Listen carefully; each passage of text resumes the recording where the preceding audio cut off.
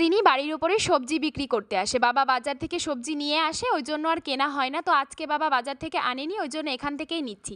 আর সবজির দোকানে গিয়ে আমি কুমড়ো দেখলেই না ওটা আমার নিতেই হবে, কারণ আমি কুমড়ো এতটা পছন্দ করি আর এতটা ভালো খাই। বাড়িতে যখনই নিরামিষ রান্নার কথা হয় তখন সোয়াবিন আর কুমড়োর কথা, এই দুটোর কথা আমার সব থেকে বেশি আগে মনে পড়ে। যাই হোক, এটা হচ্ছে সকালের খাবার। ঠাকুরনগর থেকে আসার পরে যে অনুষ্ঠানটা করতে হয়, তো সেই অনুষ্ঠানেই নেমন্তন্ন ছিল আজকে। তো দুপুরবেলাতে সবাই মিলে চলে গেছি নেমন্তন্ন খেতে।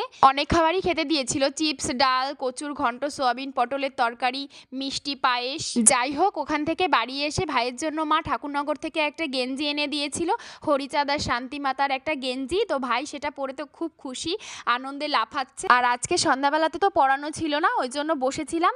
বোন এসে বললো যে চল একটু তানিশাদের বাড়ি থেকে ঘুরে আসি। তো ওদের বাড়িতে গিয়ে দেখি যে তানিশা পড়াশোনা করছে। ওকে বললাম যে আজকে পড়া নেই, তুই তার জন্য বাড়িতে বই নিয়ে বসেছিস? ও বললো যে হ্যাঁ পিসি, আমি তার জন্য আজকে বাড়িতে বই নিয়ে বসেছি।